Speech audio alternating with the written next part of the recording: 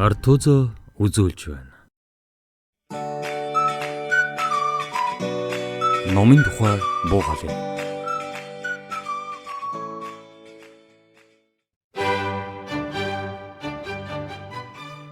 Төрийн шагнагт соёлын гавьяа зэтгэлтэн зураач, нийтлэг зохиож, цэндийн дөрж удав.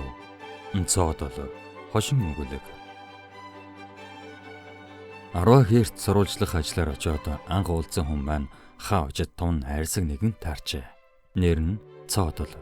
Би энэхүү цоодол даргатай өрөөнд нь хуучилж суутал гаднаас нэг хүн хаалх зөвлөхөн шагаасаар орж ирлээ. Тэр хүн "Цоодол дарга, та намайг дуудсан уу?" Ингээд бөхөлцөө. Цоодол дарга. "Тийм ээ, би чамайг дуудсан юм. Энд тоншуул сэтгэлийн тусгай сурвалжлагч дорж гатуугаа ирчээд байна. Тэгэхээр цоодол минь" ингээд цоодол дарга бодлогошроо. Орж ирсэн хүнийг бас цоодол гэдэг болтой. Цоодол дарга чимээг өхөн нэг юм нилээд унгаснаа. "Цоодлоо, чи миний хэлснийг цоодолтой дамжуул уу?" гэв. Орж ирсэн цоодол баламгдангуугаар "Цоодол дарга, би цоодлыг хайгаад олсонгүй" гэхэд цоодол дарга "Тэр нөхөр ажлын цагаар хаашаа алга болчихов. Чи хүмүүсээс сургал уу?" гэж асуулаа. Орж ирсэн цоодол "Би цоодлоос асуусан чинь мань цоодол матар цоодлын өрөөнд байсан гин. Тэгэхээр нь матар цоодлын өрөөнд очиод матраас асуувал тэдний өрөөнд мань цоодол тамхи баахан байгуулж байгаад засварын газар руу явсан байх юм. Засварын газрын манаач цоодолгоогоос сургалвал мань цоодол Сэлэсэр цоодолтой уулзахаар ирээд Сэлэсэр цоодолтой хамт бас өөр 3 цоодолтой нийлээд архины дэлгүүр рүү явсан зурагтай. Дэлгүүрт очиод худалдагч цоодлоос асуувал тэд 5 шил архи аваад цоодлынд очиж уuna гэд гарсан байх юм. Тэгэхээр нь юуны өмнө согтуу цоодлынд таваргаж хөрвөл тэдний даалга. Ингээд би аль цоодлынд архитаж байгааг нь тогтоож чадалгүй эрэл мугардаад буцаж ирлээ. Ингээд цоодлоор хөмсөг атрилдуулснаа. "Тийм би.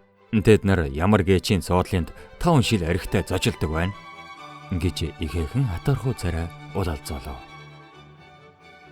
Орж ирсэн цоодол "Харин тийм ээ" хэмээн цоодол даргаасаа илүү юу гэхээс дутуугүй атархаад. "Тэд ямар цоодлыг дайлж байгааг мэдэхгүй. Худалдагч цоодолд чухам ямар цоодлынд очиж архитгаа хэлсэнгүй. Нууслаа зүгээр л цоодлынд очино гэд дэлгүүрээс гардаг улс гин."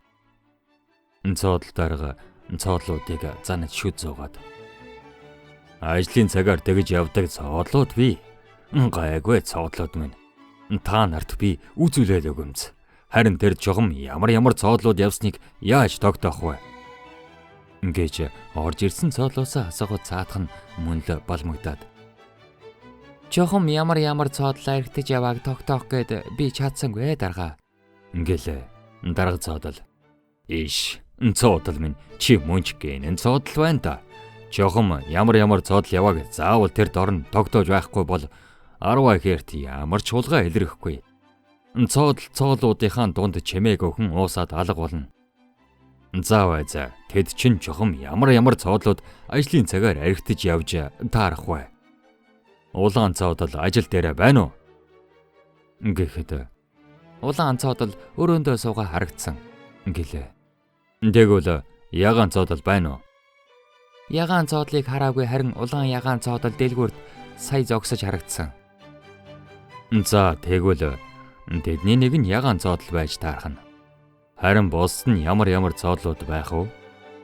Ингээд цоодол дарга бодлогошроход орж ирсэн цоодол "Нэг нь арцгаа цоодол биш байгаа" гэв.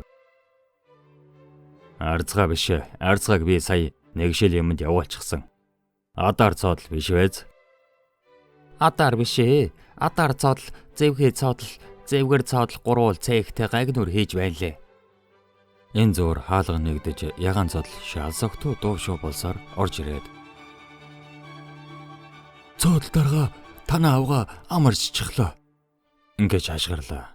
Цоодол дарга цоодлаасаа боосон хараач. "Ямар хөөгд гарч хүү юу? Хүүхэн үү?" Ингээхэд ягаан цоодол. Хүү гарсан гинлээ. Цоодолтоор гучиргүй баярлан дээс зөвхрөөд. Нөхдөө би хүүдээ цоодол гэсэн нэр өглөө гэж зарлалаа. Тэгтэл бусад цоодлууд нь хэдийнэ ороод ирж гисэн. Ямар сайхан нэр вэ? Цоодолтарга та тийм сайхан нэрийг яаж бодож олов? Ингэж хөөрцгөөлөө. Би ч гэсэн өөр хангагаас буцахтаа өөрийн битсэн бяцхан тэмдэглэлээ юу гэж нэрлэе дээ гэж бодож эзэс нь цоодол гэд нэрлэлчгөө. Үнэхээр олоод нэрлэлчих шиг. Уг нь би Бэлийн дуудаагүй л юмсан. Арай уусчихсан юм биш байгаа. 12 гэрийн хөөрхөн соржлагч бисгүй намайг онгоцны буудлаас үдэж мордоллоо. Нэр нь хингээж цоодол.